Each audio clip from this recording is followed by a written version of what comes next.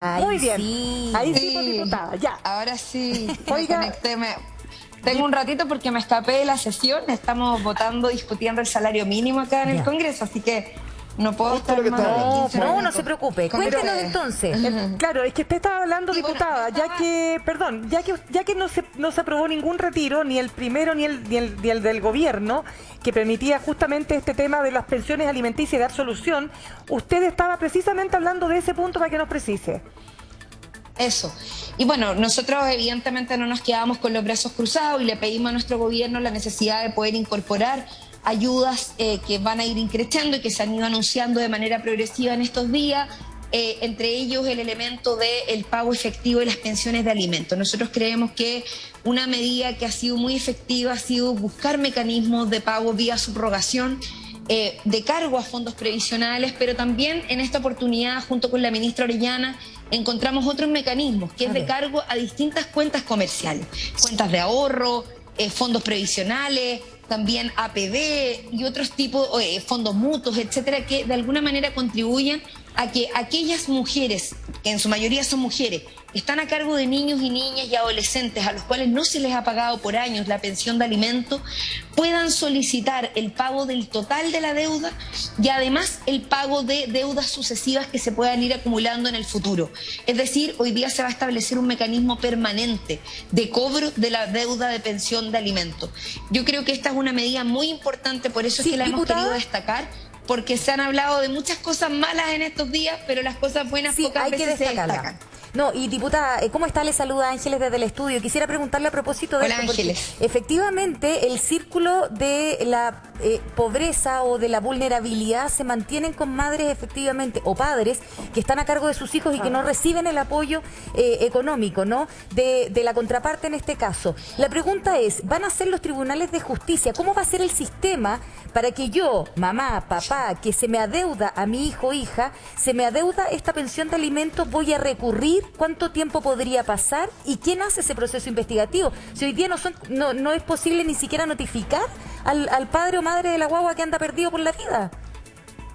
Sí, bueno, efectivamente conversamos sobre esto y hay distintos mecanismos. Lo primero es que siempre tiene que haber un proceso de denuncia frente a los tribunales de justicia para que se establezca el pago de la pensión de alimentos. Ese es un procedimiento del cual que hoy día ya está determinado. Existe una ley de pensiones de alimentos, ¿cierto? Precisamente para poder generar esos mecanismos. Pero el pago, cuando se acumulan deudas que sobrepasan los 3 meses continuos o deudas que ya estén acumuladas anteriormente, va a haber un sistema que de hecho está establecido así, al menos en el proyecto de ley, un sistema cibernético, electrónico, en el fondo, que permita hacer el trámite de manera sencilla, a través de mecanismos web que permitan solicitar, ¿cierto?, a las distintas instituciones que van a estar a disposición para activar la búsqueda de los recursos y de los fondos que estén disponibles. Para esto se va a utilizar a Servicio Impuesto, o sea, se va a utilizar en el sentido que van a jugar un rol instituciones como el Servicio Impuesto Van a estar en Interno, van a estar en línea. Ya. De hecho, esto se consultó con la Comisión para el Mercado Financiero precisamente para poder evaluar la efectividad de buscar todos los fondos donde exista patrimonio disponible al cual se pueda finalmente utilizar o echar mano, como se dice, para que el pago efectivo sea una realidad y que además esto sea incorporando los fondos previsionales como última ratio. Es decir, si en ninguno de los otros fondos de ahorro se encuentran recursos, los fondos previsionales van a ser Puede también ser una una opción para poder generar un embargo. De hecho, ese es el concepto correcto, y que ese embargo finalmente llegue directamente a las cuentas de los niños, niñas y adolescentes o de sus madres, que son quienes lo representan, o padres en el caso de que haya padres cuidadores. Así que bueno, esa es la situación que estamos discutiendo.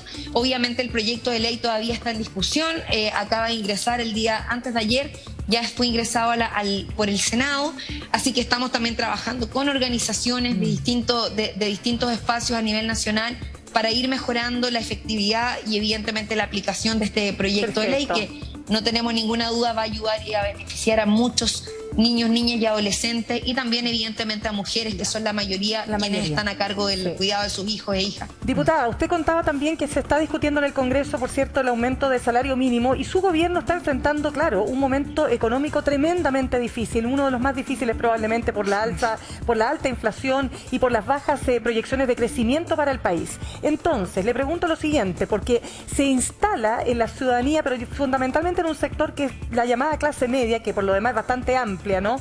Esta idea de que el gobierno no está respondiendo a las expectativas que yo tenía respecto de lo que se esperaba, ¿no? Que se preocupa de los vulnerables, básicamente, de que esta asignación familiar de los 6.000 pesos que se ha prestado para todo tipo de memes y todo tipo de crítica, y en definitiva, ¿dónde está la clase media? Acá el ex senador Carlos Ominami decía que hay que avanzar hacia un nuevo mecanismo de renta básica universal.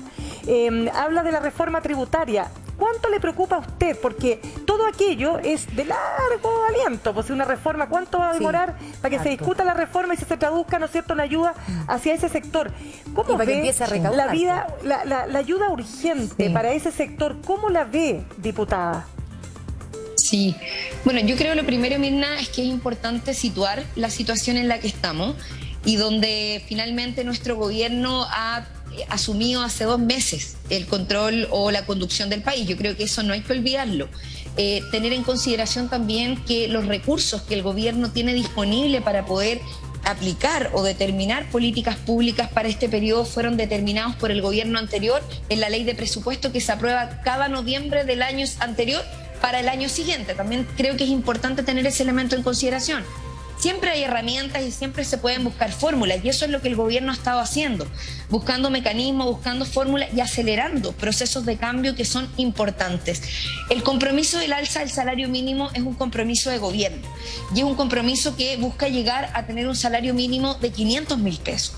Sin embargo, en la negociación que se logró con la Central Unitaria de Trabajadores y también con la gran mayoría de los gremios asociados de pequeñas, medianas y microempresas, finalmente lograron llegar a un acuerdo de cómo implementar esta medida del alza del salario mínimo a 400.000 pesos, que usted sabe que la definición que estamos tomando el día de hoy en el Congreso determina que va a subir desde el 1 de mayo, porque va a tener un efecto retroactivo, hasta el 1 de agosto. A 380.000 pesos, y el 1 de agosto subiría a 400.000 pesos. Y eso va a ir acompañado, yo escuché a Mario, alcancé a escuchar delante, hola Mario, te aprovecho de saludar, que decía, esto es muy importante acompañarlo, ¿cierto?, de medidas de apoyo a las pymes, porque no hay que olvidar que el 50% del empleo en nuestro país lo aportan las pequeñas, medianas y microempresas, y evidentemente esto tiene que ser incorporado con un subsidio. Decirle a las pymes que de un día para otro, en medio de una crisis, saliendo de una pandemia, se hagan cargo de un aumento tan significativo del salario mínimo. Este es el aumento más grande que se ha tenido en 25 años. De hecho, es el 14% de aumento del salario mínimo. Evidentemente requieren de un apoyo, y ese es un apoyo directo a la clase media, porque ¿quiénes son los dueños de las pymes? ¿Quiénes son los dueños de las pequeñas y medianas empresas? Ellos van a poder mejorar sus condiciones. Además, hay mecanismos de incentivo para la mayor contratación de personal, y se les va a entregar un subsidio para poder contribuir a esta alza, que por lo demás, afortunadamente, Mirna, es un alza de un 14%, 14,3%, que está por sobre el IPC, en este caso la inflación, ¿cierto?, que está llegando a un 8,2%. Entonces, ¿diputada?, el poder adquisitivo del aumento del salario va a ser real. Hola, sí. ¿Cómo está? Francesco, la saluda Francesco, sí. Hablando del costo de la vida y toda esa serie de medidas que hemos escuchado, hay una que está haciendo mucha polémica, que tiene que ver con una alta expectativa que se tenía sobre este gobierno también, que es la condonación del CAE.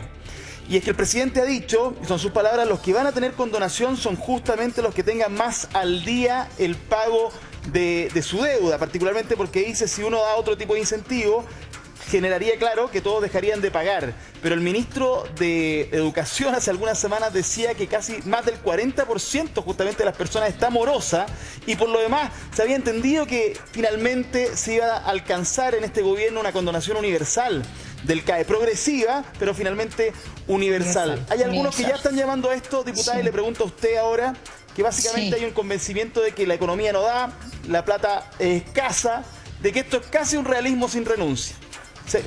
¿Dónde está la promesa del CAE finalmente con respecto a su condonación? Sí, mire, yo me quiero quedar, Francesco, con lo que dice el programa de gobierno. Yo entiendo que el presidente el día de ayer hizo una reflexión respecto del CAE, de la situación económica y de algunas ideas que se podrían estar discutiendo en relación a cómo implementar la medida que se comprometió en el programa de gobierno. Pero el programa de gobierno en esto es muy claro. Y no solamente establece que lo que se busca es la condonación progresiva de las deudas estudiantiles, no solo del CAE, Exacto. sino que también de las deudas Corfo y también del crédito solidario. Y que esto debería buscarse un mecanismo para que en la carga y el peso, de hecho lo dice textual el programa, el peso de esta deuda recaiga en las instituciones financieras. Es que por Incluso eso, en algún momento se por eso evaluó es tan la sensible, posibilidad... diputada.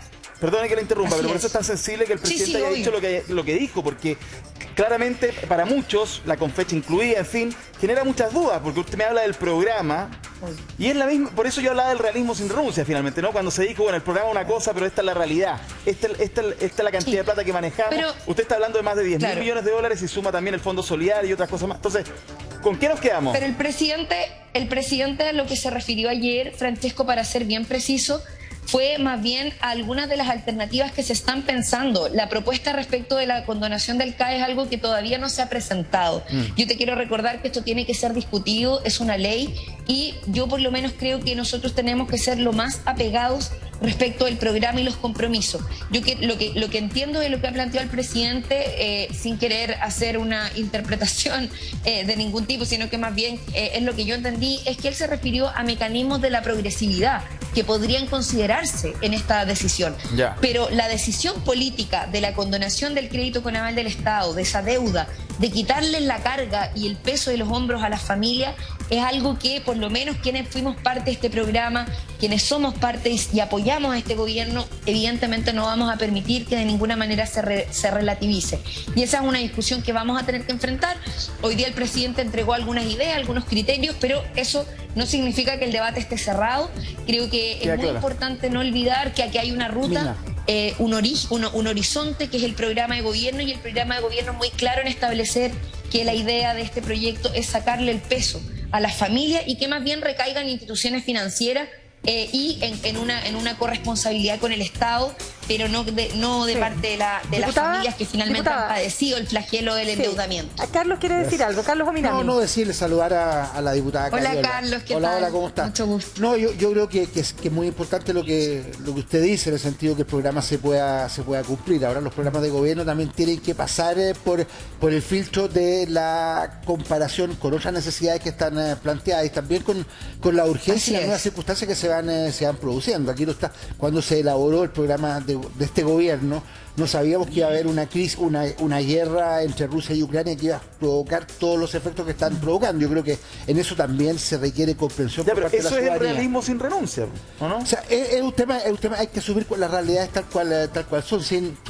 No sé, no me parece a mí la fórmula del realismo sin renuncia, nunca me gustó mucho, pero yo creo que hay que hacer todos los esfuerzos para que los programas se puedan cumplir. Y en esto un punto que tocaba Ángeles, que es muy importante. Es cierto, la reforma tributaria es un instrumento fundamental para dotar al Estado de mayores capacidades. Eso se va a demorar un tiempo. Se va a demorar en el Parlamento y posteriormente se demora también en rendir. Ahora, hemos hablado de puras malas noticias, pero hay algo bueno que ha pasado durante el último tiempo. Por favor.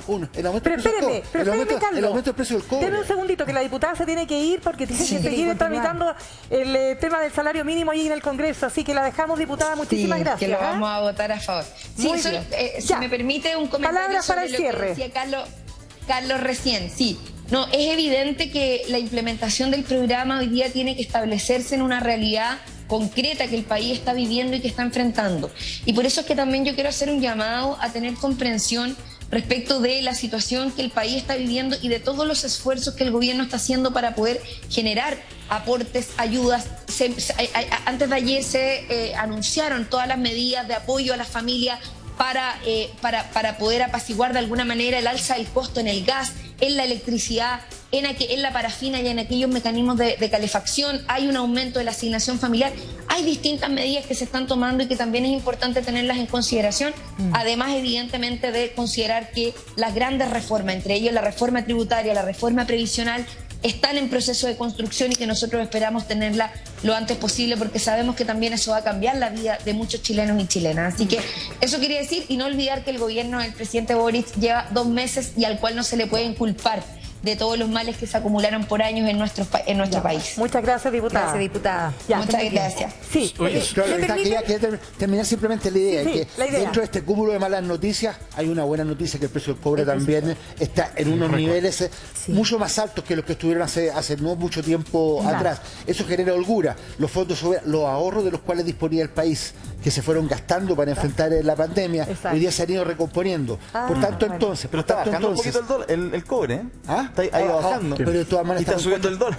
En 4 y tanto. Estamos, Sí, igual está de todas maneras en niveles ¿Mario? altos que Sí. permiten lo siguiente, hacer un poco compensar mientras se tramita la reforma tributaria, se aprueba la reforma tributaria, se puedan recaudar recursos adicionales, el Estado tiene un cierto margen de maniobra producto del aumento del precio del cobre para los efectos de poder enfrentar directamente las necesidades más Carlos, y eso es bien importante tenerlo presente. Hay una cosa, que el país se está llenando de reformas tributarias. Llevamos una década con 2 reformas tributarias, 2, y ya nos anuncian la tercera. Y a mí, de verdad, abro los ojos cuando me hablan de reforma tributaria, porque al final la reforma la termina llevando la clase media en la espalda. O sea, Sí, bueno, pasa en un país como hay un Chile. tema que tiene que ver ¿Por con el diseño de la reforma tributaria. Yo espero que sea una reforma simple, que cumpla con el principio de que paguen más aquellos que tienen más, aquellos que ganan más. Y por otra parte, Libardo, las reformas tributarias van a ser siempre, es parte del funcionamiento de la democracia, ir generando los recursos que permitan ir financiando necesidades que se van ampliando. Hoy día las exigencias de la población son mucho mayores que hace 15, 20 años atrás. La gente hoy día ya no se contenta con salud, quiere salud de calidad, transporte de calidad, educación de calidad, y por tanto es normal que haya una discusión bastante permanente respecto de cómo los tributos se van ajustando para poder sustentar esas necesidades de financiamiento que van creciendo en el tiempo. Yo creo que lo que dice la Carol Cariola es muy cierto. Uno puede decir, mire, el programa de gobierno es una cuestión muy amplia y tiene 500 medidas, 1000 medidas, y tú podrías postergar 900 de las 1000 medidas. Le pasó al presidente Piñera en el primer gobierno, yo era subsecretario porque tuvimos el terremoto de febrero del 2010, ¿no es cierto? Hubo que postergar muchas cosas. Pero hay que tener cuidado porque hay 5, 6 pilares del programa de gobierno en tu campaña, que fue lo que te permitió llegar a la moneda, que tú no puedes llegar y meterlos debajo de la alfombra. Y el caso del CAE es uno de ellos. O sea, condonarle la deuda a los que hubieran tenido derecho a gratuidad, condonarle los intereses al menos al resto, que es una cifra importante, pero que te permite pasar en la mochila de intereses es gigante. En la caricatura que hace Libertad y Desarrollo y otros respecto a que esto es una deuda menor, es porque no tienen ni idea de lo que está pasando en Los Espejos, lo que está pasando en San Ramón. Pero, vuelvo a insistir, lo que pasa en regiones. Lo que pasa en regiones. Hay ciertos pilares de un programa de gobierno. Hay un libro muy bueno de Ernesto Tone, de cuando él era el jefe del segundo piso con el presidente Lago, y él te cuenta cómo tú puedes ir ajustando en lo que hicieron ellos, ¿no es cierto?, lo que es el programa de gobierno versus la realidad que te toca enfrentar. Yo creo que la Carol tiene razón. En el programa, la diputada Cariola, en el programa de gobierno había 4 o 5 cosas que son los que generan, ¿no es cierto?, un apoyo popular que te permite llegar al Palacio. Lo otro, Libardo, yo creo que todos los candidatos presidenciales en la segunda vuelta plantearon reforma tributaria. Y por supuesto, no es bueno para un país estar siempre con reformas tributarias, pero sí es importante ir corrigiendo cosas que no están bien. Por ejemplo, la propuesta de royalty que hizo el Frente Amplio me parece que es muy mala porque grava la venta bruta. Pero sí es cierto que los empresarios mineros no están pagando el impuesto que tienen que pagar. ¿Y por qué? Porque la norma quedó una depreciación acelerada que les permite dejar de pagar impuestos con cargo a esa depreciación, en cifras siderales. No, que hoy día están pagando mucho impuesto porque como está... No, sí está bien. Pero si los empresarios mineros quieren que no les pongan un royalty equivocado, bueno, empiecen a pagar lo que de verdad tendrían que pagar. Claro. Y dejen de usar entonces de mutuo propio, porque la ley lamentablemente se lo permite. La versión acelerada es un mecanismo que fomenta la inversión, etcétera, etcétera, está bien. Pero aquí se ha usado mal. En Mario el mundo minero podría ser asesor del gobierno, parece, ¿eh? Oiga, sí. Pero mire, Mario, Carlos, está con Carol Cariola, está